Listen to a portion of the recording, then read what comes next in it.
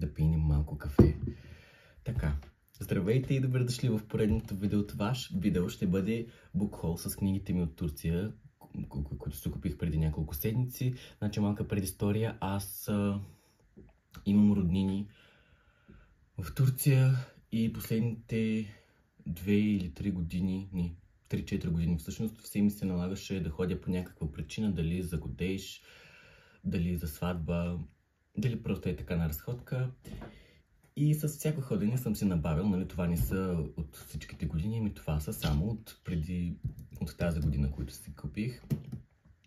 Така че, хайде без повече да увъртам, започвам да ги показвам. Значи това е Teen Titans, нали, малки титани, комикс. Аз обичам такива, нали, от малък обичам, нали, такъв тип комикси, дали ще са за... Аз обичам и, нали, тези DC герои и Marvel героите, така че много е такъв голям. Аз имам няколко такива, имам на Marvel, X-Men и затова просто си купих първия брой на този. Понеже ги харесвам, гледал съм и детското, нали, това, което даваха преди години, ами не това, което се дава по Cartoon Network, то просто е... Съжалявам, ако някой го харесва, но то е някаква пародия. Следващите два са този на Spider-Man. Съвсем мънички, тези ги прочетох за 5-10 минути. От този имаше още няколко броя, това е първия, обаче последствие се отказах. Но да, и този с Върколак, Неймър и Капитан Америка, не знам колко се вижда. И това е първи брой. Значи, аз си купувам много книги, като отида в Турция, защото там излизат доста по-евтино, нали, ние отиваме с левове и като се обърне в лири става и мога да си позволявам да се върна с цял куфър пълен с книги, а не като тук да си купувам за 50 лева, ще си купя 2 или максимум 3, а там за 50 лева мога да си купя 6-7 горе-долу, нали, по груби сметки, сега да не говоря глупости, но в книжарницата, от която пазарувам редовно, като отида в Бурса при леля ми, там постоянно, или аз, може би не постоянно, може аз да случвам на кампании да има купи 3 на цената на 2 и доста от книгите бяха намалени на 50% или на 30%. Махнал съм стикерите, защото просто е много грозно. Има такъв тип оранжеви стикери на кориците. Така, да продължим с Магнолия Паркс на Джеса Хейстингс, който ме познава от другите платформи. Знае, че гласа ми, че аз обожавам тази поредица и поредицата Магнолия Паркс. Това е третото ми копие на турски, нали, да, защото имам първото на български и на английски също, само не падайте, понеже съм на среща и ето това е на английски с обувките, има още едно. Турското прилича на оригиналното самоиздадена, на оригиналната самоиздадена версия и това е българската, която е най-красива според мен. Така че аз обожавам за това, както беше казала една от моите приятелки, Магнолия Паркс на 3 морета. Да, може и на повече, ако намеря някои други версии, но за сега смятам да се спра само на 3, че... Да, аз се колекционирам. Имам и втората на Дейзи Хейтс на български, Дейзи Хопс и останалите 5, но тя ще ги показвам в букшелфтора ми. Това е едната книга. Значи купих си 2 броя на Witch комикси, нали, тези, които са горе-долу на моята възраст и които видяха предварително. Много се накефиха и аз много ми хареса, че ги видях. Много се радвам, че ги намерих и че ги видях и че си взех първо единия, после реших да си взема и втория, защото при нас са се издавали преди години от издателство Егмонт, обаче аз тогава съм бил на 4-5, аз имам някакъв брой, обаче той няма корица и не знам кой брой е реално, останал от братовчетка ми и просто заради носталгичното реших да си ги взема, защото аз и сериала обичах да гледам. Така че, да, записвам, нали, добре. Това е, само да погледна How Does It Feel на Джанин Орайли, понеже съм виждал доста мнение за тази книга в чуждестранния BookTok главно. Реших да си я взема тази съвсем случайно. Повечето от книгите, които си купих, бяха с замисъл и да завърша поредици, които имам, нали, ако съм си вземал преди първите няколко книги, сега гледах да си взема следващите, ако са излезли. Тази беше съвсем случайно от втория ми път, когато ходиха до книжарницата. Надявам се да ми хареса, искам само да погледнете. Това е книгоразделител, който е сложен тук нали, на страницата към корицата е прикачен, обаче аз още не съм го откъснал, не знам колко се вижда, но да, имам вътре ето такава картичка. Извинявайте, тече ми носа. Надявам се да ми хареса. Аз по принцип харесвам такъв тип романтични фентазита. Доколкото знам, излязоха тази поредица за сега е от 4 части. Не знам дали няма да станат повече. Ще видим. Така, това е в мрежата на любовта на Тейса Бейли. Издадоха е на български от издателство Ибис. Но аз не харесвам българските корици на тази поредица и понеже имам първата на турски, реших да си взема и тази. Аз тази я прочетох. Качил съм си обзора за прочетените книги през август в TikTok, така че който иска може да погледне, ако не. Хареса ми, като цяло 4 звезди съм дал, защото първата ми хареса повече. Не беше зле, но просто се радвам, че успя да си я взема, да си завърша дуологията, да ги имам двете заедно и успях и да я прочета. Имаше нещо мръсно, но да. Това не е ревю, това е само показвам и това е. Това е Черна торта на Шармейн Уилкерсън, която книга мисля, че има издадена от издателство Ема. Аз обаче не знам, просто това е пак от втория път, съвсем случайно, без замисъл. Хареса ми корицата и реших да си я взема. Не знам дали фокусира, не знам дали се вижда, но цветовете и като е намалена просто не можа да се държа. Следващите две книги са на Кариса Бродбент от нейната поредица Daughter of No Worlds, понеже аз имам първата от миналата година. Ето я. Реших да си ги взема следващите две, за да си я завърша с поредицата с тези корици. Още не съм я чел, но понеже знам, че ще се издава на български от издателство Artline и кориците американските ги смениха след това и вече не са тези и не знам как ще ги направят на български, затова просто като имам първата реших да си ги набавя и следващите две, да си я завърша поредицата, да си я имам с тези корици и когато му дойде времето да я започна. И аз съм сигурен, че ще ми хареса. Аз не си купувам книги, които няма да ми харесат. Нали? Просто познавам толкова много време вече се занимавам, чета и гледам и следя, така че горе-долу се познавам вкуса и никога до сега почти не ми се е случвало да чета книга, която да не ми е харесала. И да не ми е харесала се случва много рядко. Аз не съм, както казах, не съм много такъв претенциозен читател, така че повечето неща ми харесват, книги ми харесват, така че да. Следващата книга е Уистерия на Адалин Грейс, Глициния, както стана ясно, че ще е превода на български, която излезе тъкмо, че ще се превежда. Аз съм чел и трите книги, имам ги на турски. И затова и просто и тази си я набавих на турски, защото порезките на българската корица са по-хубави, но тези издания са и трите с порезки. И понеже си бях взел първата, имам тук оверлей от Айви Гвендолин Ив. Може да я последвате в Инстаграм и в TikTok, тя прави такъв тип оверлей и мърчове, свързани с книги. Може и в сайта и също да погледнете. Надявам се да работи, защото беше свален, ама то мисля, че е американския. Да, няма значение. Айви Гвендолин във всяка една социална мрежа. И аз обожавам най-много третата корица.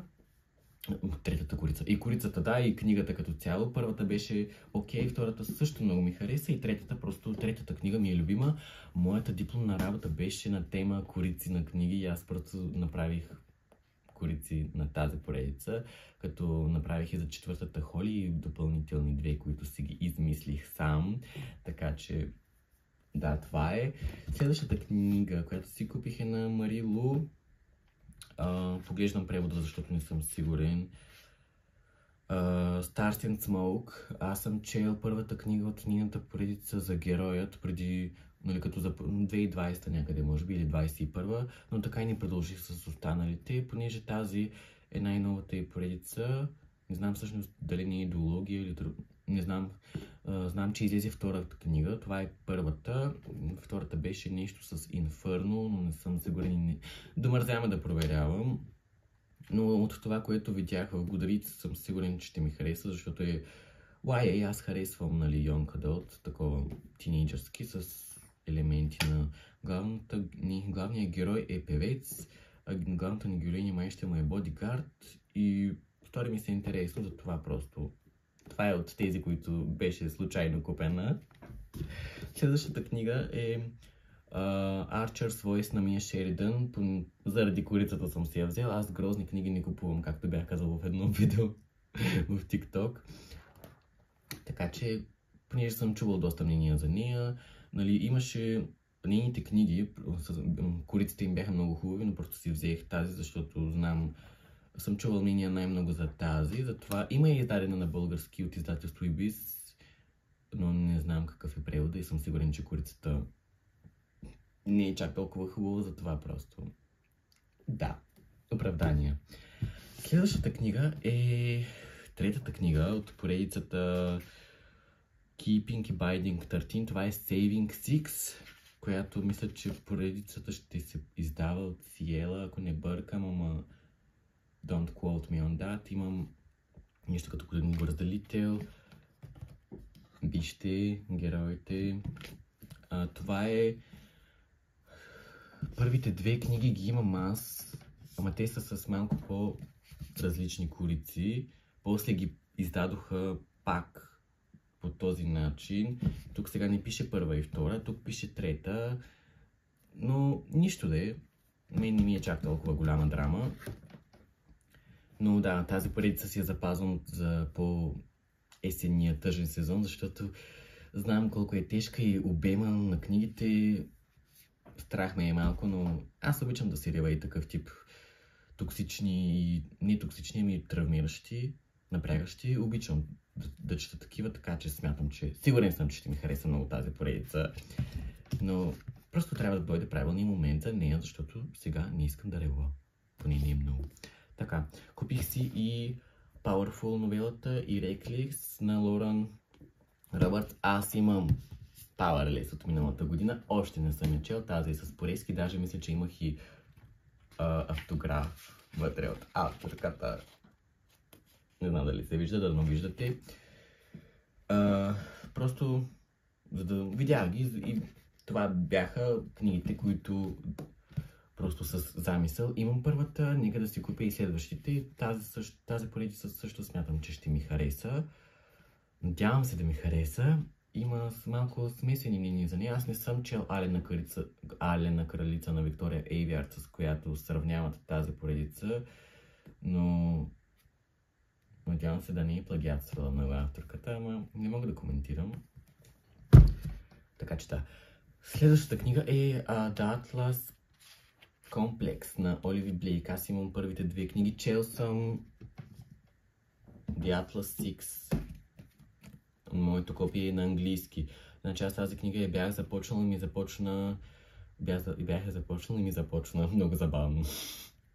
Започна ми някак по-така трудно, бавно и не можа да вляза. И я оставих, обаче след няколко месеца я подхванах, продължих я. Аз ето тук си отбелязвам. Съм си отбелязвал на тази книга. Даже си подчертавах някои неща. Не знам колко се вижда и кое се вижда. Хареса ми, затова и си взех следващите. Тези са на турски, но просто и третата, като я видях, викам си, нищо, на мен не ми е чак такъв проблем. Аз чета на 3 езика, казах ли? На български, на английски и на турски. Забравих да кажа. И затова просто... Да. Надявам се да им дойде времето и на тях. То сега е сезона. Надявам се. Това е Ready or Not на Кара Стоун. С твърда корица е. Корейските, тази си я взех просто и само и изцяло заради корицата. Съдете ми, после видях за какво става на въпрос, че главната героиня забременява и след това навигира живота си. Упс, изпадна ми картичката. Опитва се да си навигира живота с бременността и с бащата на детето и смятам, че след това гледах ревюта за тази книга, понеже не знаех нищо и смятам, че ще ми хареса. Пък ако не, ще се утешавам с това, че корицата е много хубава и че съм я взел на намаление, защото беше тази специфична на 30% и мисля, че не съм давал допълнителни пари за това, че е с твърда корица. Може да излъжа, но за това, че е с порезки, там в Турция мисля, че не се добавя някаква допълнителна цена, както тук започна да се прави. Но да, нека да не коментирам излишно. Косъм коса. И това са 7 и 8 книга от поредицата Пристрастени. Има ги първите 3 издадени на Кристи Бекаричи от издателство Егмонт. Аз съм ги чел, обаче понеже имам първите 6, за да не държа сега в ръцете си 8 книги, ще ги показвам в другото видео. Чел съм първите 3, много ми харесват. Имам и следващите и това са 7 и 8 и книгите са общо 10. Аз обожавам тази поредица, нищо че съм спрял след 3-та книга. Смятам сега до края на годината да продължа поне с 4-та и 5-та. Но аз не бързам за никъде, това е такъв тип поредица, която аз обожавам и просто ще си запазвам и ще чета с времето, защото аз не обичам да чета една след друга много любими мои поредици, продължава ли да записва добре, приключваме и сега. Не обичам защото някак си се губи емоцията и предпочитам да изчакам, независимо колко време ще мине, защото аз имам много добра памет, слонска мога да кажа, и запомням какво се е случвало в предишните книги и да не съм запомнил, нали, то от контекста ще се разбере горе-долу, нали, не ми се е случвало да ми се налага да препрочитам, нали, ако съм забравил някои неща, то е било защото не ми е била интересна книгата, но аз запомням, нали, главните, хайде в дребен детайл, всяко едно нещо не запомням, но главните неща ги запомням и затова нямам проблем с това да продължавам някоя дадена поредица, нали, 2-3 книга или 4-5, нали, след 5-6 месеца или пък ако не е година или 2. Не си спомням сега за пример, нека да не мислим излишно, но това е тип поредица, която мога да чета с години и надявам се до година да имам възможността да отида и да са издали с последните 2, за да мога да ги имам и да си ги сложа тук и просто много ми харесват. Надявам се и от издателство Егмонт да продължат да ги издават, защото поредицата е много интересна, токсична, нали, на който му харесва, но не знам, им чувство, че не се хареса много тук на българския пазар на читателите и може би ще спрат с първите 3, но за това пък имам възможността да ги чета на турски и ги имам на турски, така че да му мислят тези, които четат на български. Съжалявам. Но да, мисля, че това е моя хол. Тези книги нямам място вече, но аз обичам да колекционирам. Освен да ги чета, обичам и да си ги колекционирам, както виждате, от малък обичам и книги, и комикси, и дискове, DVD-та, обаче са под леглото. И да, аз си ги набавям, пък аз съм мултридър. Обичам да чета на настроение, сега аз съм си ги взел с ясната мисъл, че някой ден ще им дойде времето. Не ги взимам само за да ги взема и да съберат прах и да седят. Аз такъв тип книги почти имам няколко такива, сега да не влизам в подробности, но нали, както казах, аз си купувам книги, които смятам, че ще ми харесат и когато им дойде времето и момента и настроението ми, просто сядам, чета и това е. Така че чакайте да пия малко кафе и приключвам, че ми изсъхна гърлото. Така, добре, надявам се това видео да ви е харесало, надявам се всичко да се е виждало както трябва, защото снимам с телефона и задната камера и не мога да следя кое как изглежда и как се вижда. Така че да, много съм си доволен от покупките, надявам се да имам времето да ги чета. Ще го имам докато сме, нали да не кажа, докато сме живи, всичко е възможно. Аз съм си ги купил, сложил съм си ги, така че те ще ме чакат. Не бързат за никъде. И да, коментирайте, харесайте видеото, ако искате се абонирайте, може да ме последвате и в другите ми мрежи. Навсякъде в TikTok и в Instagram съм _Сертан, 2 долни черти. Нали, преди това имам маймун с кола. И да, това е. До следващото видео.